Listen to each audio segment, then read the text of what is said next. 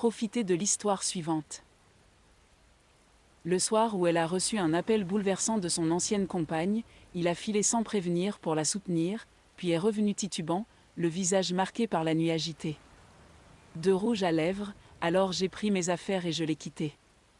J'ai 32 ans, je suis une femme, et mon mari a 38 ans, notre mariage dure depuis 3 ans, notre relation a eu des hauts et des bas mais nous sommes relativement heureux. Bien que, au début de notre relation, il sortait également avec Angela, 24 ans, il y a 5 ans, elle n'était pas au courant de cette autre relation, mais quand j'ai découvert la vérité, je l'ai confronté et il m'a dit que comme nous n'étions pas officiellement ensemble, il ne savait pas que nous étions exclusifs. Je lui ai dit que s'il ne coupait pas les ponts avec Angela, j'allais rompre. Nous en sommes restés là et nous n'avons pas reparlé pendant un certain temps, quand il est venu chez moi par surprise quelques semaines plus tard en disant que c'était fini avec Angela et qu'il voulait réessayer et m'a demandé d'être sa petite amie.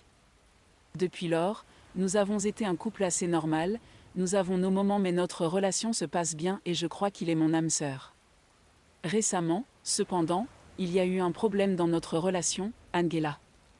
Il y a 3 semaines, nous étions dehors pour faire des courses et nous sommes allés dans un petit café boba qui venait d'ouvrir à côté de notre épicerie locale, alors que nous étions à l'écart en train de regarder le menu. Du coin de l'œil, je vois une femme qui ressemble à Angela entrer, je fais une double prise et c'est bien elle. Je ressens une intense sensation de crainte et j'espère que mon mari ne la voit pas. Alors que je suis en plein désarroi intérieur, j'entends une voix de femme appeler mon mari. Et comme vous l'aurez deviné, c'était Angela. Mon mari se retourne et ils ont une petite conversation gênante. Pendant ce temps, je me dissocie et regarde au loin jusqu'à ce qu'elle demande à mon mari si c'est sa femme, à quoi il acquiesce simplement et me prend la main. Je souris maladroitement et prie pour que cette rencontre se termine rapidement. Finalement, elle se met en ligne et nous attendons derrière elle, je me sentais tellement embarrassée, j'ai immédiatement quitté le magasin. Les liens et partir. C'était ça, jusqu'à il y a 2 semaines quand j'ai vu le téléphone de mon mari s'allumer pour une notification de Facebook Messenger, je lui ai demandé de qui il s'agissait car il n'utilise jamais Messenger. Il m'a dit que c'était d'une vieille amie, j'ai demandé qui et il m'a dit que je ne connaîtrais pas.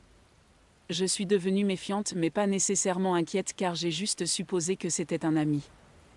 Jusqu'à quelques jours plus tard quand il a reçu une autre notification de Facebook Messenger pendant que j'essayais de commander de la nourriture sur son téléphone, c'était d'Angela, j'ai été choquée et confuse, je suis allée voir leur message et tout semblait amical et décontracté, bien que à cause de leur passé, je me sentais très mal à l'aise de les voir discuter. Je suis allée le voir et je l'ai confronté au message et lui ai demandé pourquoi elle lui écrivait, il m'a dit qu'après l'avoir croisé elle l'avait ajouté en ami sur Facebook et qu'ils avaient commencé à discuter, il m'a assuré que c'était tout à fait innocent mais je lui ai quand même dit que je ne voulais pas qu'il lui parle. Il m'a assuré qu'il arrêterait, je lui ai dit de la supprimer de ses amis, ce à quoi il a hésité mais a finalement fait. Il n'y a pas eu de problème ou de nouvelles d'Angela jusqu'à hier soir, selon mes connaissances, elle a bombardé de messages mon mari, et l'a même appelé en pleurant en lui disant que sa mère était malade, je suppose qu'il connaissait sa mère et qu'il éprouvait de la sympathie pour elle. Angela s'est confiée à lui sur le fait qu'elle n'avait personne et qu'elle avait juste besoin de quelqu'un pour la réconforter, elle a demandé à mon mari s'il pouvait venir et être là pour elle, ce à quoi il a dit oui, je n'avais aucune idée de ce qu'il faisait jusqu'à ce que je le voie mettre ses chaussures près de la porte, je lui ai demandé où il allait et il m'a raconté l'histoire de la mère d'Angela et qu'elle avait besoin de quelqu'un pour être avec elle. Je lui ai dit de ne pas y aller, et nous avons eu une petite dispute, il se précipitait vers la porte, alors je l'ai bloqué et je lui ai dit que s'il allait voir et réconforter son ex-petite amie, il n'était pas autorisé à rentrer. Il a marmonné et m'a poussé pour passer à côté de moi, j'ai regardé en le voyant partir, je suis rentrée à l'intérieur, j'ai versé quelques verres tout en essayant de ne pas pleurer et de ne pas exploser son téléphone. Bon, 3 heures se sont écoulées et il est rentré chez lui, j'étais assis sur le canapé pendant ce temps et quand il est arrivé, je lui ai dit qu'il n'avait pas le droit de dormir ici, il a été choqué, et nous avons eu une autre dispute et pour faire court. Il m'a dit qu'il n'avait nulle part où aller alors je lui ai dit qu'il devrait peut-être aller chez Angela car ils semblaient beaucoup s'aider mutuellement, il est ensuite reparti et je n'ai plus eu de nouvelles de lui. Je suis actuellement éveillée et j'ai bu quelques verres, j'ai décidé de poster ceci sur Reddit car j'ai l'impression d'avoir peut-être réagi de manière excessive et d'être dans une impasse, j'ai juste besoin de conseils sur la façon de gérer toute cette situation car je suis à peine capable de savoir quoi faire. Désolé si c'était long, j'avais besoin de me défouler. Eddie, bonjour à tous, tellement nombreux, merci à tous pour vos commentaires et votre soutien. Je vais répondre à certains commentaires tout de suite. Petite mise à jour, j'ai fini par m'endormir et j'ai envoyé un message pour dire que j'étais malade et que je ne viendrais pas travailler aujourd'hui. Il est actuellement 14 h où je vis et j'ai juste fait une sieste et j'étais un peu ailleurs, je n'ai pas eu de nouvelles de lui du tout et il n'est pas rentré chez lui. Je suis un peu inquiet car je ne sais pas où il est. Sa localisation est désactivée depuis hier. Je pourrais lui envoyer un message plus tard pour m'assurer qu'il va bien. Je ne sais pas si c'est une bonne idée car je ne suis pas dans un état d'esprit optimal en ce moment et je suis comme un zombie. Pour l'instant, j'essaie de comprendre ce qui s'est même passé car c'est passé si vite. Je vous tiendrai tous informés s'il se passe quelque chose. Merci à tous encore une fois. Mise à jour 4 mars 2025. Bonjour à tous, cela fait 8 jours depuis que j'ai posté mon message initial, et j'ai enfin une mise à jour pour vous tous. Désolé pour le retard mais j'ai été malade. Cela va être long donc je m'excuse car je dois aborder quelques points. Je tiens d'abord à remercier ceux qui ont donné des commentaires utiles et positifs, et à ceux qui ont dit que j'avais poussé mon mari droit dans les bras d'une autre femme ou que j'étais hostile et contrôlant. D'abord, si mon mari était prêt à aller vers une autre femme en cas de dispute avec si ma femme fréquente son ex-petite amie, est-il vraiment mon mari? J'ai des critères pour ne pas me marier avec une personne épouvantable. Deuxièmement, à ceux qui disaient que j'étais contrôlante et hostile envers Angela, si vous avez un partenaire et que vous êtes d'accord avec le fait qu'il fasse quelque chose comme ça, alors c'est une question de vos limites, pas des miennes. Je n'aime pas avoir de contact avec les ex ou laisser mon mari être en contact avec ses ex. Enfin, l'écart d'âge, j'ai expliqué l'histoire de leur rencontre et tout ça dans un commentaire, mais pour résumer, elle avait initialement menti sur son âge, je ne connaissais pas son âge ou quoi que ce soit à son sujet jusqu'à ce que je sois fiancée. Bon, passons à ce qui s'est passé. Il est finalement rentré chez lui plus tard dans la journée, j'étais en train de regarder la télé sur le canapé quand il est rentré, nous nous sommes regardés sans rien dire. Il est allé dans notre chambre, a pris une douche et s'est endormi. J'étais toujours en colère contre lui donc j'ai évité d'aller le voir ou même de lui parler, donc j'ai attendu dans le salon ou cuisine jusqu'à ce qu'il se réveille quelques heures plus tard. J'ai décidé de faire à dîner, il est sorti, s'est assis sur le canapé et nous avons mangé en silence avant qu'il me demande si je voulais parler, j'ai dit que oui et il m'a expliqué ce qui s'était passé. D'après ce qu'il m'a dit, lorsqu'on l'a vu au magasin de Boba, elle l'avait ajouté en ami sur Facebook plus tard dans la journée, il ne l'avait pas ajouté en retour et avait ignoré ça, et finalement quelques jours plus tard, elle lui avait envoyé une demande de message. C'est à ce moment-là qu'il m'a passé son téléphone pour voir les messages. En résumé, elle lui avait envoyé quelques messages sur une période de plusieurs jours sans réponse, depuis des politesses, des nouvelles sur sa vie et enfin un message suicidaire. Maintenant, je ne sais pas ce qui est autorisé à dire sur ce subreddit, mais mon mari a répondu par inquiétude pour une autre personne, du moins c'est ce qu'il a prétendu. Ils ont beaucoup parlé de ses addictions, automutilation et d'autres choses très personnelles liées à ça. En lisant, j'ai découvert qu'elle avait un petit ami et qu'il avait en fait 51 ans. Mon mari l'a calmée et ils ont arrêté de parler pendant quelques jours, jusqu'à ce qu'elle recontactait à nouveau et que il s'est passé quelque chose avec moi. Cela s'est répété, où il ne répondait pas jusqu'à ce qu'elle le fasse culpabiliser aussi. Quand j'ai découvert et lui ai dit de la bloquer, il n'a en fait pas bloqué par peur, mais il n'a pas répondu à ses messages jusqu'à cette nuit-là. En fait, elle lui avait envoyé des messages très inquiétants auparavant et l'avait appelé sur Messenger, il avait répondu et avait dit qu'elle hurlait et criait de douleur, maintenant je ne veux pas en dire trop, mais elle lui avait dit qu'elle avait tenté en prenant une pile de pilules à cause de sa mère, c'est pourquoi il s'est précipité vers elle.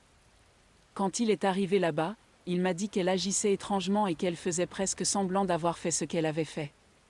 Il a essayé de l'emmener à l'hôpital, ce à quoi elle a refusé. Après avoir plaidé un moment, il était sur le point de composer le 911 quand elle a avoué qu'elle n'avait en fait pris aucune pilule, il était déconcerté et lui a demandé pourquoi elle avait dit qu'elle l'avait fait.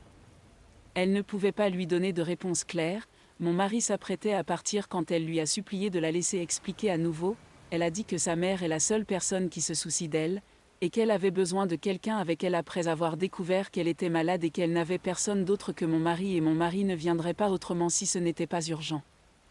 Mon mari n'y croyait pas, alors il lui a demandé si sa mère était même malade, ce à quoi elle a nié mais semblait mentir. Mon mari est ensuite parti. Il m'a dit qu'il était juste resté dans sa voiture un moment avant de rentrer chez lui et c'est là que la confrontation a eu lieu. Il m'a dit qu'il était très fatigué et se sentait horrible alors il n'était pas dans le bon état d'esprit pour expliquer à ce moment-là. Il m'a aussi dit qu'il n'était pas retourné chez Angela mais était resté dans sa voiture, avait pris de la nourriture et avait à peu près erré en ville jusqu'à rentrer chez lui plus tard dans la journée. Après cela, je me suis sentie très dépassée. J'aime habituellement prendre du temps pour moi pour traiter les choses avant de prendre une décision ou une réponse, donc je lui ai dit que j'avais besoin de temps. Je n'ai pas interagi avec lui jusqu'au lendemain matin et lui ai dit que j'avais besoin de plus de temps avant de lui reparler encore et il va rester quelques jours chez mes parents. Et maintenant nous sommes ici. Quelques jours se sont en fait transformés en une semaine car dès mon arrivée ici, je suis tombée malade. Je ne me suis donc pas sentie assez bien pour rentrer chez moi, encore moins pour réfléchir ou penser. Secrètement, je ne sais même pas quoi faire, comment revenir à la normale. Je me sens toujours trahie et même s'il n'a pas trompé, je ne lui fais pas confiance, et je ne sais même pas s'il dit la vérité. Le divorce est une solution extrême pour quelque chose d'aussi mineur, mais je ne sais pas. Je dois rentrer chez moi demain car je me sens un peu mieux et je ne peux pas rester cachée ici éternellement et j'ai des responsabilités, même si c'était une belle échappatoire et être avec ma famille a été super. Je n'ai pas beaucoup parlé à mon mari sauf par message, donc demain sera notre première conversation en face à face en une semaine. Voilà les dernières nouvelles. Ce qui m'a rappelé de faire cette mise à jour était un message aléatoire que j'ai reçu sur Instagram il y a quelques heures d'un compte anonyme. C'est une photo et j'ai un peu peur de l'ouvrir. Je sais que c'est probablement une arnaque, mais quelque chose en moi me dit que c'est lié à Angela et je ne sais pas si je devrais l'ouvrir. Update, j'ai ouvert la photo, c'était une capture d'écran de ce que je suppose être l'histoire privée d'Angela dans laquelle elle est en lingerie avec pour légende qu'elle va juste devoir me goûter quand elle l'embrasse. Les commentaires où OPP a répondu, un commentaire, eh bien, la bonne nouvelle, c'est que vous n'êtes pas le seul à être malade ces temps-ci. La mauvaise nouvelle, c'est que ce n'est pas juste physique, c'est aussi émotionnel après avoir lu cette mise à jour. Courage, OPP. OOP, oui malheureusement, maudits soient les germes. Mais j'ai l'impression d'avoir beaucoup de mal sur le plan émotionnel car je ne sais pas vraiment quoi faire ou comment gérer cela, j'ai envie de me tourner vers mon mari et de demander son aide comme toujours, mais je sais que je ne peux pas. Surtout si je ne peux même pas lui faire confiance et que je ne sais pas si je vais bientôt avoir encore un mari. Je suis très perdue. J'appréhende de rentrer chez moi et d'affronter la musique. Il y a un texte à traduire en français, dans un commentaire ou deux, envoie-lui la photo et demande ce que tout cela signifie. OOP, j'ai enregistré la photo et j'ai l'intention de le faire plus tard ce soir, je suis très anxieux quand il s'agit de ce genre de choses, donc j'essaie de me calmer d'abord. Dans un commentaire ou trois, il est finalement rentré à la maison plus tard dans la journée, j'étais en train de regarder la télé sur le canapé quand il est entré, on s'est regardé sans rien dire. Il est allé dans notre chambre, a pris une douche et s'est endormi. Est-il normal pour lui de rentrer à la maison et de prendre une douche en début d'après-midi, une supposition basée sur votre chronologie? OOP, non, ce n'est pas normal, il prend généralement sa douche le soir, mais il ne l'avait pas fait la nuit précédente, donc je suppose simplement qu'il a pris une douche à cause de cela. Mise à jour 2, salut tout le monde, ça fait un moment et je sais qu'une mise à jour était nécessaire et je pense que je peux enfin vous en donner une. Il s'est passé quelques semaines et beaucoup de choses stressantes se sont produites, donc je m'excuse de ne pas avoir mis à jour plus tôt. J'ai enfin une minute pour mettre à jour et je vais essayer de résumer les événements car beaucoup de choses se sont passées, donc je suis désolée si des détails semblent manquants. Quand je suis rentrée à la maison, mon mari n'était pas là, il était au travail, j'ai beaucoup réfléchi et j'étais très nerveux à l'idée de le confronter car je n'aime pas les confrontations et ce qui en découle, j'étais aussi malade et faible donc j'ai décidé de simplement aller me coucher et de le confronter le lendemain matin. Le lendemain matin est arrivé et nous avons parlé.